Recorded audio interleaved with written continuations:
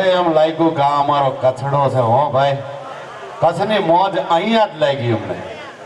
અને જ્યાં પણ માં ભગવતીનું સાનિધ્ય હોય અને અહીં આ જુઓ માનું મંદિર અહીં હોય તેનો પ્રભાવ તો જુઓ. હે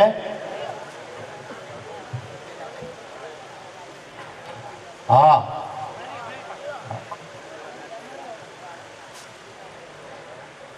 જ્યારે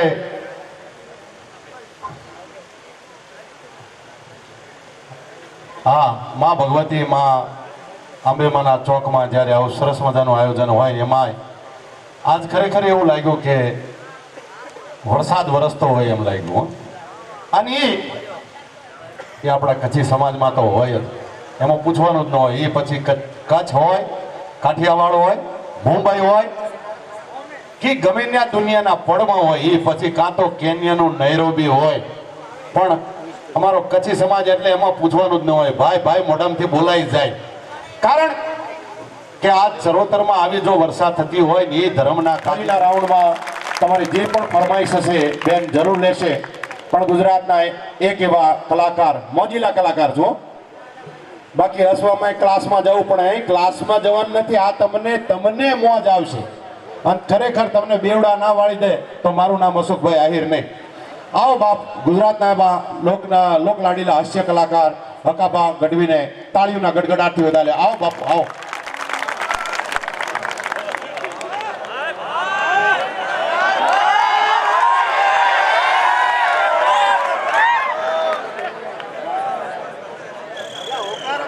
બહુ સરસ છે બેને માતાની ચરીજુ ભેડી આપણને સંભળાવ્યા અને સમજાવ્યા હોત તો મારો વિષય હાસ્યનો છે. થોડી વાર આપણે આનંદ કરી, તમે બધા થાકી જાય છો.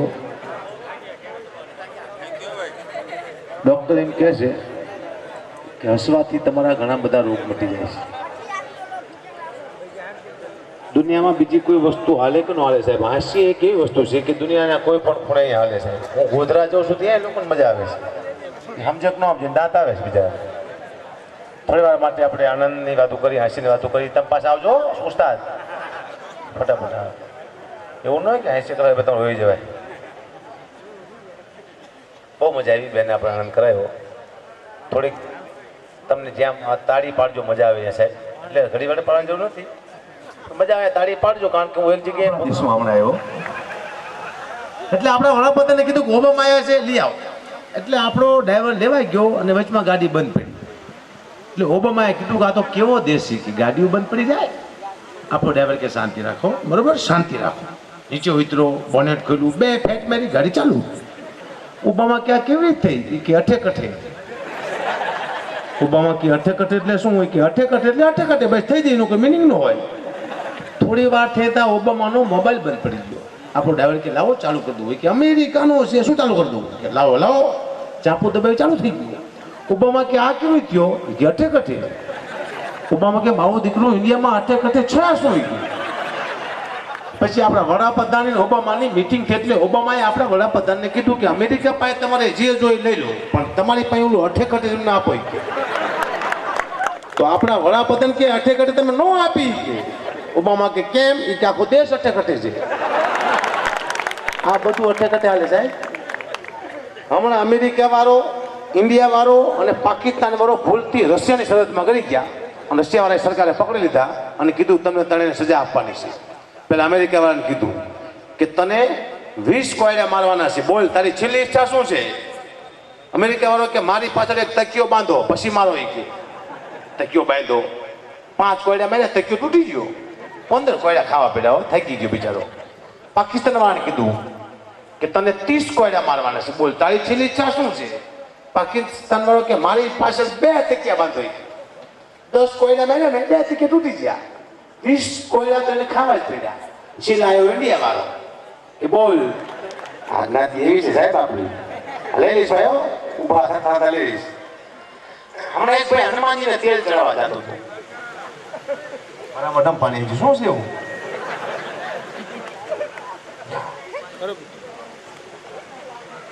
હમણાં 10 વર્ષે મારા ઘરે દીકરો આવ્યો, હું ખુશ થઈ. દીકરો આવે ને તાત્કાલિક ખુશ નહીં થવા. હું ખુશ થઈ ગયો. દીકરાને જોવા માટે દવાખાને ગયો તો નર્સ મારા દીકરાને હાથમાં લઈને ઊભી રહી. મેં કીધું બેન બતાવો, મારો દીકરો બતાવો. મને કે બાપુ 1000 રૂપિયા આપો તો બતાવો. એ કે કામ કર, તું મને 500 રૂપિયા દીકરો તું રાખી કે મારે શું કરું? લાય મારો છોકરો. પણ કે બાપુ હું તો ખુશી ના માંગુ છું. મેં તો હું તારો બાપ કોકના ઉશીના લઈને આવ્યો છું.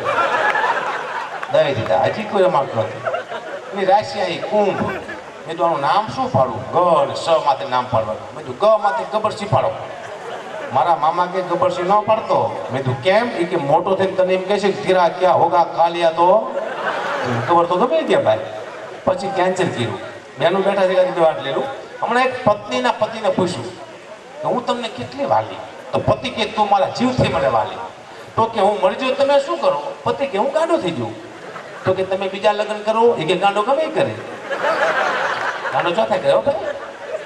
એક પત્નીના પતિને પૂછ્યું કે મુમતાજ મરી જાય તો શાહજહાને તાજમહેલ બંધાયો હતો, હું મરી જાઉં તમે શું બંધાવો? એ કે શાંતાબેનનું ટિફિન. કોઈ લગ્ન વગર. સાહેબ તમને કદાચ ખબર ન હોય, એક પુસ્તક હતું આપણા હિન્દુસ્તાનમાં. એ પુસ્તકનો નાશ કરવામાં આવ્યો. એનું નામ હતું ભૂંગી પુરાણ. એ પુસ્તકની એવી ખાસિયત હતી કે જે કોઈ પુસ્તકને વાંચે ને એની પત્ની મરી જાય. વાંચે એટલે પત્ની ધાડ દઈને મરી જાય. એ પુસ્તક જો અત્યારે હોત ને તો કોઈ પુરુષ દુઃખી ન હોય. બધા ચર્ચા કરતા હોય. પત્ની કે પિયર જવું છે, પતિ કે નથી જવું, કે ના જવું છે વાંચું ભૂંગી પુરાણ, ના બે જાઓ. પત્ની કે હાડી લેવી છે, પતિ કે નથી લેવી, ના લેવી છે વાંચું ભૂંગી પુરાણ, કે નહીં બે જાઓ. ભૂંગી પુરાણ હજી હું ગોતું છું, તમે કહો. બહુ મહત્વની વસ્તુ સાહેબ. આનંદ જિંદગીમાં બહુ મહત્વનું સાહેબ. જેને જેને આનંદ કર્યો ને એ પાડોશી આમ તો ગાવાવાળા તો ભાઈ ગણાય છે, ગણાય. બોલ આપણે સાંભળી મને ગાતા આવડે, હું ગાઉં છું ધંધો કરાય જ નહીં. ઘણા બધા ગાય છે અને ગાવામાં કોઈ હજી સાજુ હમત નથી. મેં જોઈ લીધું. આ તો ભરાણે પૈસા નહીં કેવું. આવો અમારા કાંઠે સાહેબ, આવો મોટો પ્રસંગ પૈસાના ઢગલો થઈ જવો જોઈએ સાહેબ. તમારે પાસે 10,000 રૂપિયા હોય કે ન હોય એવું બને નહીં. આનંદ છે. હું જોઉં આનંદમાં જેટલો પૈસો બીજી કંઈ છે જ નહીં. તમે ક્યાં મીકો આપણને શું ખબર હોય. પણ સાહેબ કાઢજો, ધર્મનું કામ છે.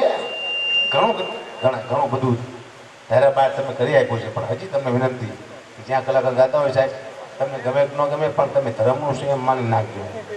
મજા આવશે, આનંદ આવશે. આ તમે બેઠા છો ને આને સંસ્કૃતિ કહેવાય સાહેબ. ડાયરો એક જ એવી છે જેની સંસ્કૃતિ. આમાં મા, બેન, ભાઈ, આખો પરિવાર બહેન સાંભળી હતી.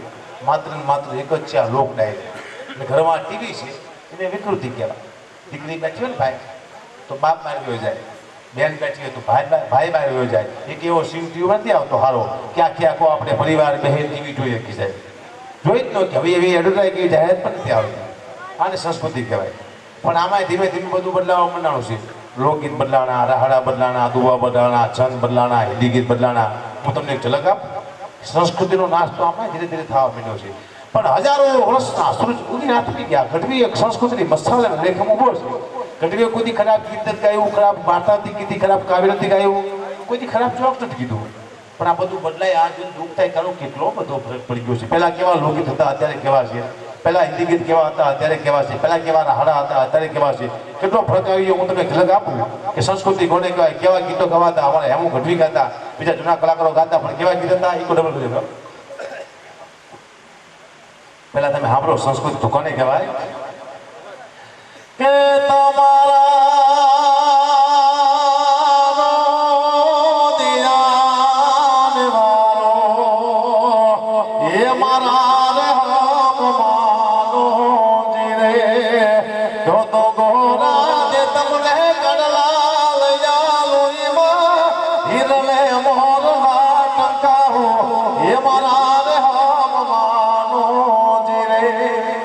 સંસ્કૃતિ કહેવાય. હમણાં એક નવું ગીત આવ્યું હતું અમદાવાદમાં, મને ઝેર થઈ ગઈ. સંસ્કૃતિનો નાશ. તમે કદાચ સાંભળ્યો હોય તો લાજે ચાનેથી ધોતિયા ફાડ્યા, આવ્યો હકો જેઠ નાચણીઓ નાચતો નથી. આને સંસ્કૃતિ કહેવાય. ઝેચાનેથી ધોતિયા ફાડ્યા. આવા ગીત અમારે ઘટકી લખો તો બેઠે બેઠે હાય ધોતિયા ફાડી કેમ લો અમે નો લખી ગઈ સાહેબ. તમે કચ્છમાં જાઓ હજી રાહડા ગવાય સાહેબ. લગ્ન હોય ત્યારે પણ કેવા રાહડા હતા કચ્છના. રાજોડા રણમાં ઉડે છે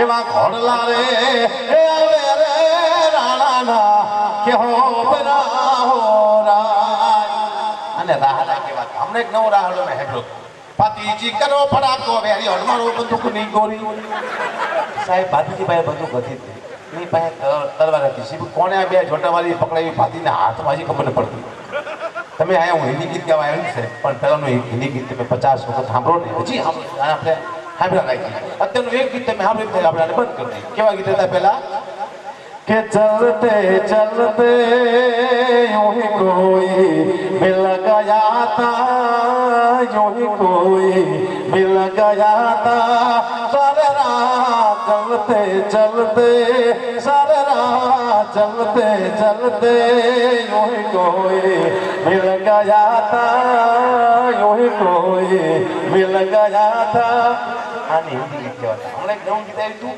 કોઈ ખબર ન પડી શું કરીને વહી ગયું પણ થઈ ગયું હોય તમે બધા સાંભળ્યું હશે મેં એસા ક્યું હું તારી માને પૂછ તારા બાપુને પૂછતો આવો કેમ છો અમને ખબર છે સાહેબ જે વસ્તુની ખબર નથી પડતી સાહેબ આ દુનિયામાં હિટ થઈ જાય છે પાકિસ્તાનનો પિયાનો માસ્ટર અજ્ઞાન સ્વામી હિન્દુસ્તાનમાં આવે અમારા ગઢવીની એક જ ધૂન ઉપાડે રાતોરાત સ્ટાર થઈ જાય છે અજ્ઞાન સ્વામીજી કહ્યું નહીં તું અમારી પાસે 500 વર્ષથી છે અમે દેવયાળમાં ગાતા છીએ ઈશ્વરદાસજી મહારાજ લખી ગયા દેવયાળ નામનું પુસ્તક છે અમારા ગઢવીનું એમાં અમે રોજ ગાતા અજ્ઞાન સ્વામી ગાયું તારે મને ખબર પડી ગાતો કે ત્યાં આપણી ધૂન છે ભાઈ પણ એમાં અજ્ઞાન સ્વામી પરમાત્મા પાસે ભગવાન પાસે કંઈક માગ્યું છે પણ એ ધૂન અમારી પાસે કઈ જગ્યાએનો ઢાળ છે હું તમને ઝલક આપું અજ્ઞાન સ્વામી तेरी ऊंची शान है मोहला मेरी अर्जी मान ले मोहला मुझको भी तूने करा दे ऐसे कैसों को दिया है ऐसे वैसों को दिया है मुझको भी तू यार दिला दे